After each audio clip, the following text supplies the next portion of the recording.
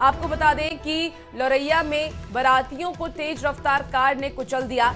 हादसे में एक युवक की मौत हो गई। मृतक की पहचान दिनेश कुमार के रूप में की गई है। वहीं 16 बारातियों के घायल होने की खबर है। बताया जा रहा है कि यह हादसा लौरैया बगहा NH 727 पर विशुनपुरवा के पास देर रात हुआ।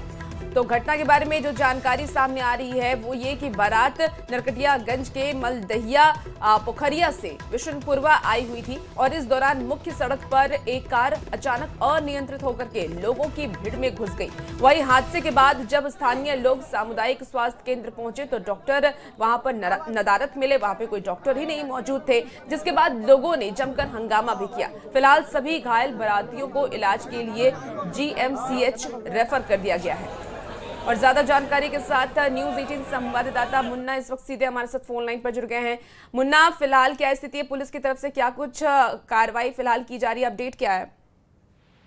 पूरा मामला NH 727 से जुड़ा हुआ है। जब बिशनपुरवा गांव में एक बारात आई थी और बारात के बाद सभी बाराती खाना वाना खाने के बाद अब निकलने की तैयारी कर रहे थे, उसी बीच अचानक तेज रफ्तार एक गाड़ी आती है और बारातियों को कुचल देती है। और जब घायलों को लेकर जब वहाँ स्थानीय लोग अस्पताल पहुंचते हैं तो वहाँ डॉक्टर ड्यूटी पर नहीं पाया जाता है, जिसके बाद जमकर हंगामा हुआ है। और हंगामा के बाद पुलिस वहाँ पहुंचती है और फिलहाल GMCH में सभी 16 घायलों को भर्ती कराया गया है, जहाँ कई लोगों की स्थिति नाजुक बनी हुई है। फिलहाल जो डॉक्टर ड्यूटी पर नहीं था, इसको लेकर जिला प्रशासन ने जांच के आदेश जरूर दिया है और संबंधित गाड़ी को पुलिस ने जब्त कर कार्रवाई शुरू कर दी है। जी ठीक है, आप नजर बना के रखिए। अपडेट आपसे लेंगे। बहुत शुक्रिया जानकारी के लिए।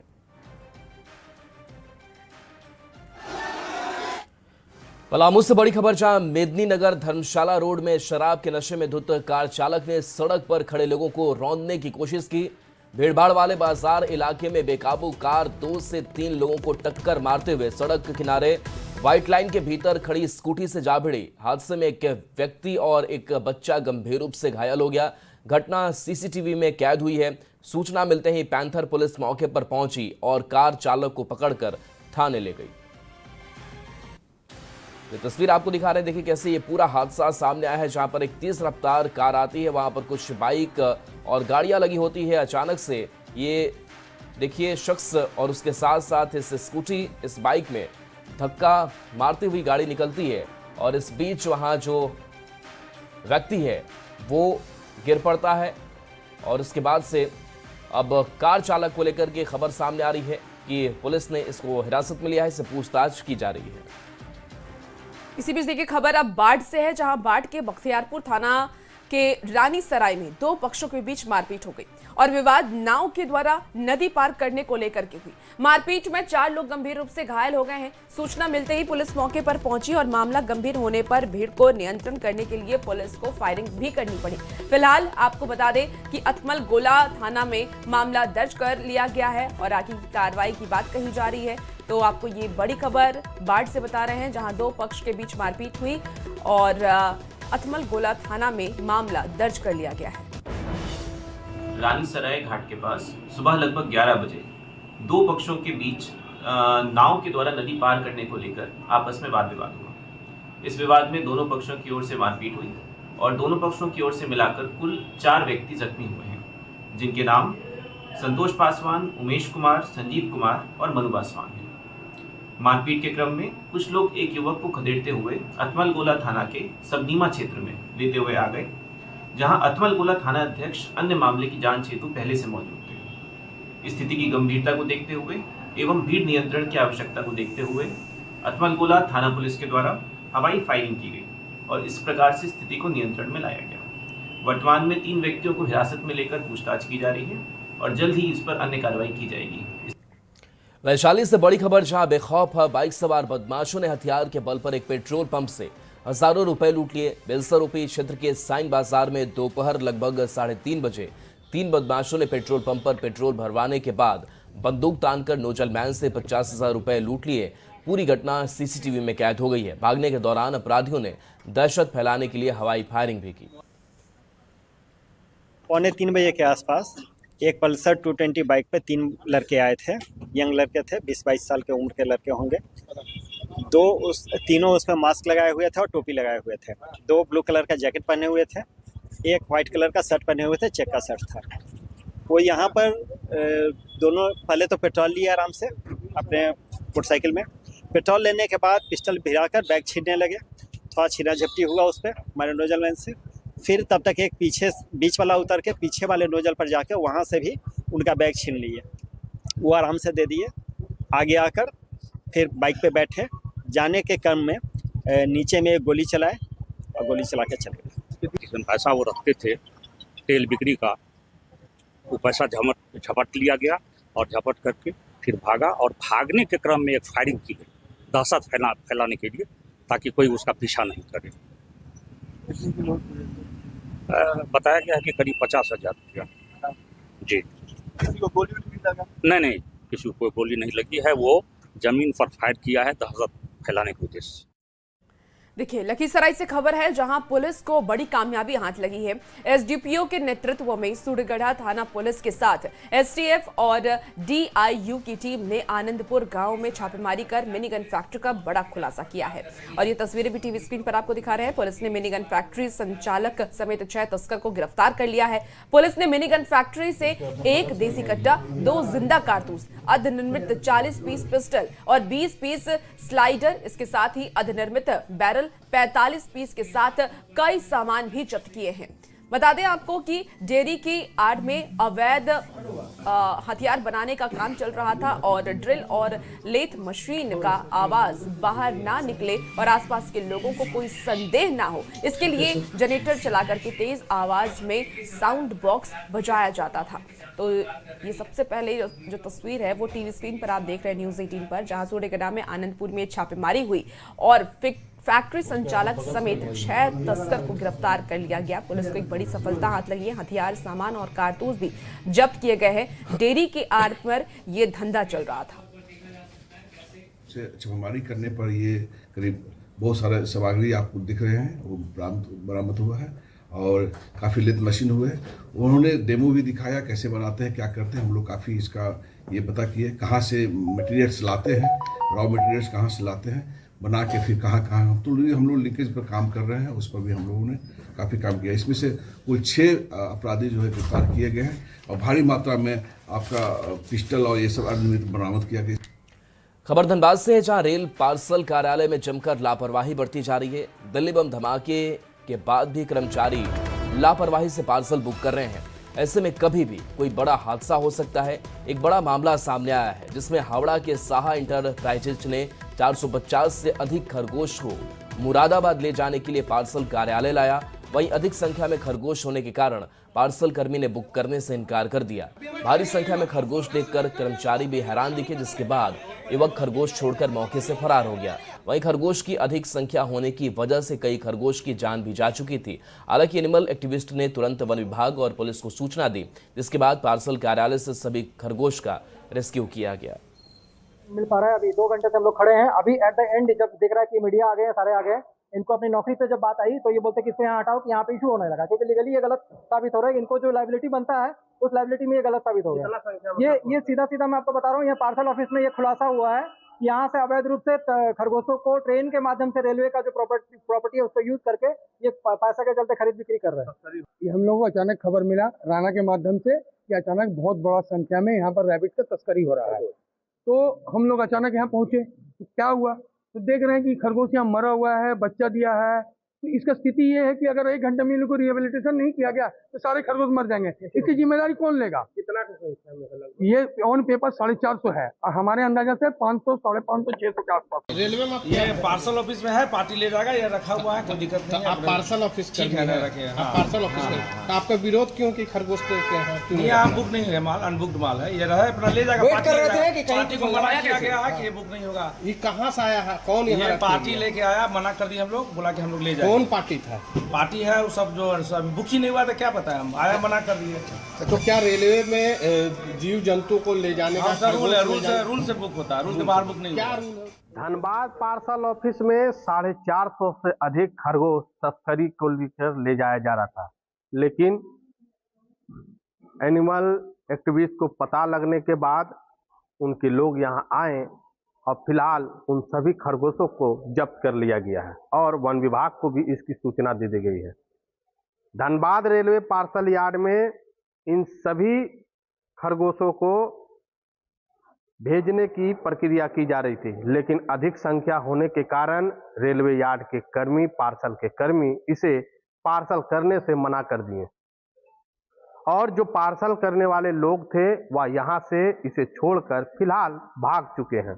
फिलहाल इन सभी खरगोशों को वन विभाग को सौंपा जाएगा और उसके बाद इसकी जांच में प्रक्रिया की जाएगी। है कि रेलवे इस पर क्या जांच करती है, लेकिन इतनी भारी संख्या में जिस तरीके से जीव जंतुओं की तस्करी हो रहा है, यह कहीं न कहीं एक चिंता का विषय है। संजय गुप्ता, न्यूज़ 18, धनबाद। इसी बीच देखिए राज्य से बड़ी खबर सामने आ रही है, जहां सीएम के नाम से किया गया है फर्जी कॉल। तो कर्नाटक के डिप्टी सीएम को किया गया फर्जी कॉल। रात के 10 बजे डिप्टी सीएम और पत्नी को फर्जी कॉल किया गया है। सीएम के प्राइवेट असिस्टेंट जय प्रसाद ने गोंडा थाने में दर्ज कराया ये पूरा मामला और पुलिस मामले की अब हर एंगल से तहकीकात कर रही है। ट्रू कॉलर में नंबर अभिजीत न्यू सिम जिम पीटी के नाम से रजिस्टर्ड है। तो बड़ी खबर आपको इस वक्त बता रहे हैं। ज्यादा जानकारी के साथ गौरव झा इस वक्त हमारे साथ सीधे जुड़ेंगे फोन लाइन पर। गौरव, सीएम के नाम से ये फर्जी कॉल किया गया, क्या फिलहाल पूरी जानकारी है? पुलिस की तरफ से क्या कुछ जानकारी दी गई है?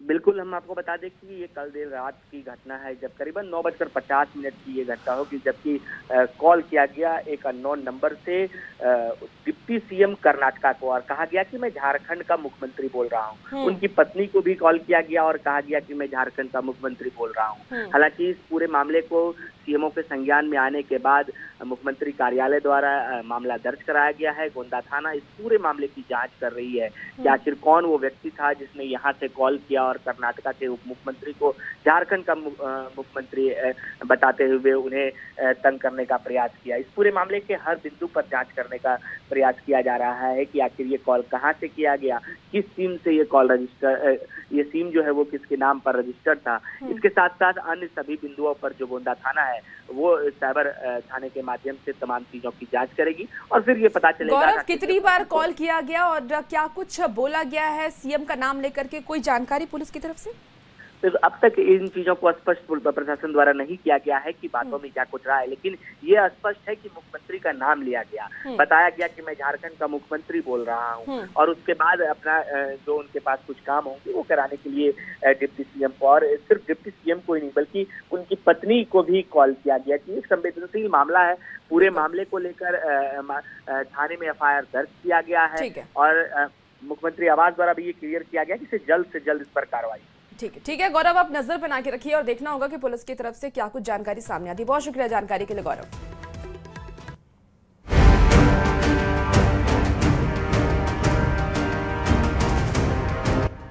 नहीं, मेरा कोई परिवार नहीं है।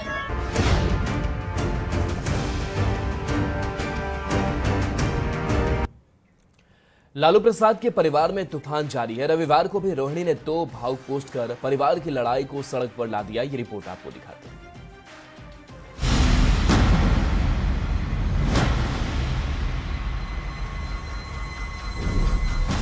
लालू प्रसाद के परिवार में तूफान जारी है। रोहिणी आचार्य के पोस्ट ने परिवार में खराब संबंधों की परतें खोलकर रख दी हैं।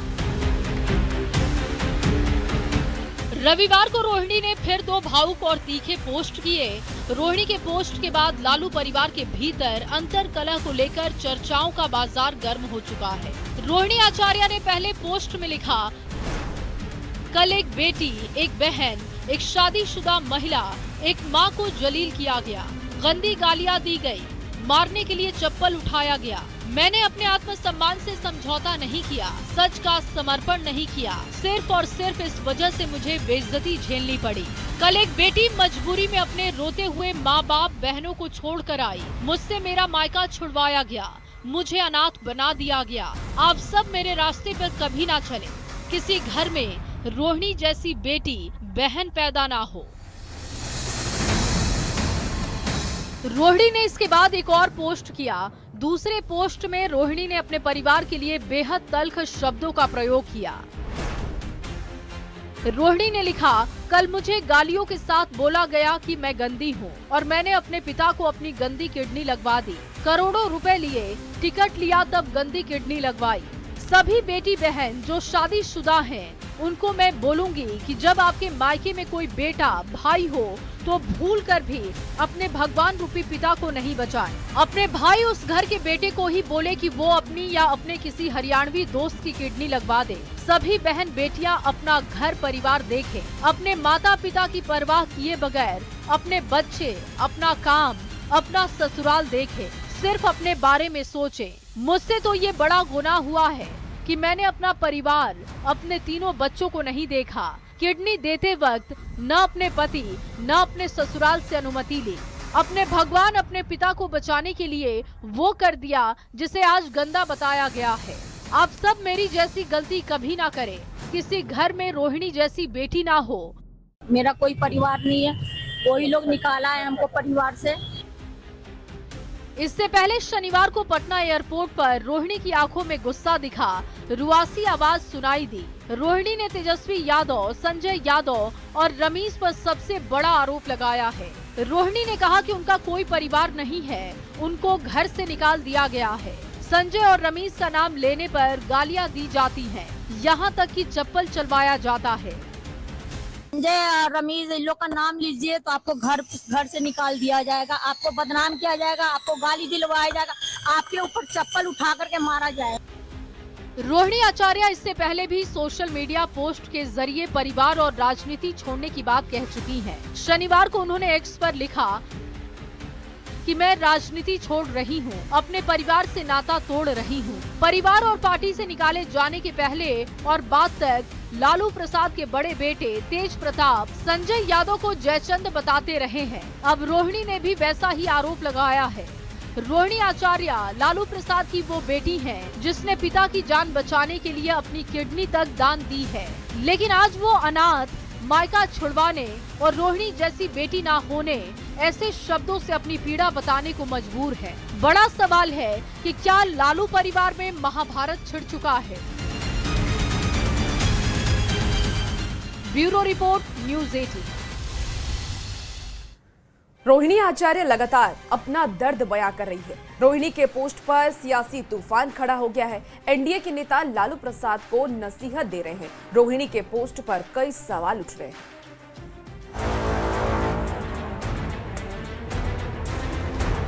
अब ये जाकर के आप संजय, रमीज, तेजस्वी यादव से पूछिए, मेरा कोई परिवार नहीं है, वही लोग निकाला है हमको परिवार से।